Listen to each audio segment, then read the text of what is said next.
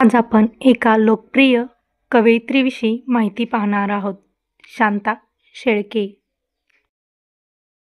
शांता शेळके या मराठीतील प्रसिद्ध कवयित्री म्हणून परिचित आहेत.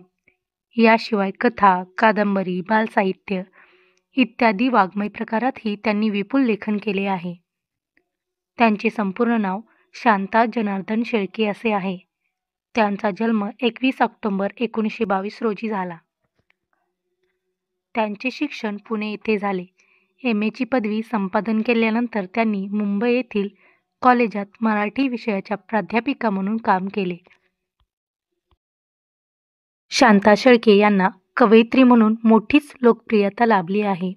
मानवी भावभावनांचे यथार्थ चित्रण त्यांच्या कवितांमधून आपणास पाहावयास मिळते. शांताबाईंनी स्वतःचं वर्णन केल्याप्रमाणे विशिष्ट अनुभूतींची स्मारके आणि विशिष्ट आकांक्षांची चित्रे असे त्यांच्या कवितांचे स्वरूप आहे. जीवनातील विविध अनुभव नेमक्या शब्दात पकडण्याची त्यांची क्षमताही त्यांच्या काव्यातून अनुभवास येते. त्यांनी लिहिलेली भावगीतेही अतिशय लोकप्रिय ठरली आहेत. भावनेची उत्कटता, प्रतिमांची समर्पकता आणि आशयानुरूप लयबद्धता ही त्यांच्या भावगीतांची प्रमुख वैशिष्ट्ये होत. त्यामुळे ती रसिकांच्या मनाचा चटकन ठाव घेतात. शांताबाईंनी मराठी चित्रपटांसाठीही गीतलेखन केले आहे. शांता शेळके या कवयित्री म्हणून प्रसिद्ध असल्या तरी त्यांनी अनेक कादंबऱ्या व कथा लिहिल्या आहेत. ललित लेखनाच्या क्षेत्रातही त्या मान्यता पावल्या आहेत. त्यांचे ललित लेखन म्हणजे एक प्रकारचे गद्यकाव्यच वाटते. शांताबाईचे कविमन त्यांच्या ललित लेखनातही डोकावते. म्हणूनच त्यांच्या लेखनाला एक वेगळी खुमारी प्राप्त होते. दैनंदिन जीवनातील साध्या साध्या प्रसंगातून फार मोठा आशय शोधण्याचा त्यांचा प्रयत्न वाचकांच्या मनावर मोठाच परिणाम साधून जातो. शांता शेळके यांनी बालसाहित्य देखील लिहिले आहे.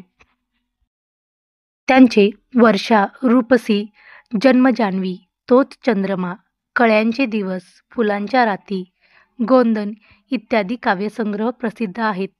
तसेच स्वप्नतरंग, ओढ, विझती ज्योत इत्यादी कादंबऱ्या प्रसिद्ध आहेत. मुक्ता, गुलमोहर इत्यादी कथासंग्रहही त्यांनी लिहिले आहेत. पावसाआधीचा पाऊस, मदरंगी इत्यादी ललित लेखही प्रसिद्ध आहेत. वडीलधारी माणसे हा त्यांचा व्यक्तिचित्रसंग्रह प्रसिद्ध आहे. अशा या कवयित्रीचा मृत्यू 6 जून 2002 साली झाला. धन्यवाद.